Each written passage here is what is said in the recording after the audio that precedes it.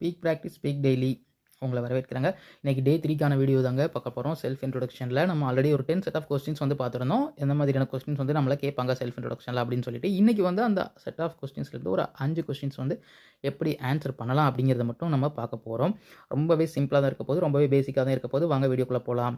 So first question என்ன, what is your name? My name is அப்படின்னு சொல்லிட்டு உங்களோட பேர் என்ன அப்படிங்கிறத சொல்லலாம். அப்படி இல்லைனா ரொம்பவே சிம்பிளானா மை செல்ஃப் அப்படின்னு சொல்லலாம்.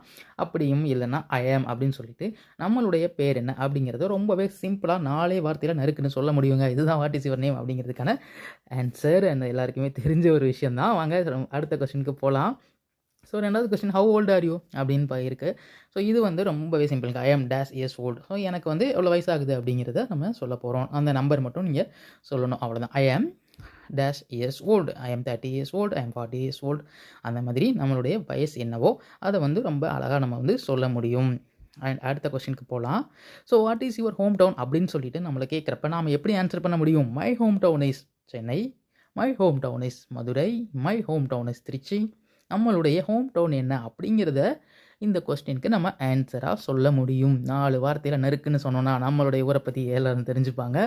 ஸோ அதுதாங்க வாட் இஸ் யுவர் ஹோம் டவுனுக்கான அர்த்தம். வாங்க 4th கொஸ்டின் போகலாம். வாட் இஸ் யுவர் ஆக்கியூபேஷன் அப்படிங்கிறது இதுவே ரொம்ப ரொம்ப ஈஸியான விஷயம் தான். ஐ ஆம் அன் இங்கிலீஷ் டீச்சர். நான் என்ன வேலை பார்க்குறேன் அப்படிங்கிறத சொல்கிறேன். அந்த மாதிரி ஐ ஆம் அன் அப்படின்னு சொல்லி உங்களோட ரோல் என்ன. ஸோ வந்து நீங்கள் ஒரு டிரைவராக இருக்கலாம், நீங்கள் வந்து ஒரு ஆஃபீஸராக இருக்கலாம். எந்த மாதிரியான ஒரு ரோல் இருக்குதோ அங்கே உங்களுடைய ரோலை வந்து நீங்கள் சொல்லணும். அதுதான் வாட் இஸ் யுவர் ஆக்கியூபேஷன் அப்படிங்கிறதுக்கான அர்த்தம். வாங்க லாஸ்ட் கொஸ்டினுக்கு என்னென்னு பார்த்துடலாம். What are your hobbies? So வந்து உங்களுடைய பிடிச்சமான பொழுதுபோக்கு என்ன அப்படின்னு சொல்லிட்டு, பொழுதுபோக்கு வந்து எனக்கு வந்து enjoy reading and travelling. So அந்த மாதிரி நீங்கள் வந்து உங்களுக்கு பிடிச்ச பொழுதுபோக்கை வந்து சிம்பிளாக வந்து 4 வார்த்தையில் சொல்ல முடியுங்க.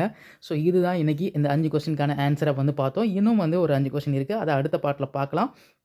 தேங்க்யூ ஃபார் வாட்சிங். அண்ட் மறக்காமல் நம்மளுடைய சோசியல் மீடியா பேஜஸ்லாம் வந்து கொஞ்சம் ஃபாலோ பண்ணி சப்போர்ட் பண்ணிங்கன்னா சிறப்பான சேவையை நம்ம வந்து சொல்லி தொடருவோம். நன்றி, வணக்கம்.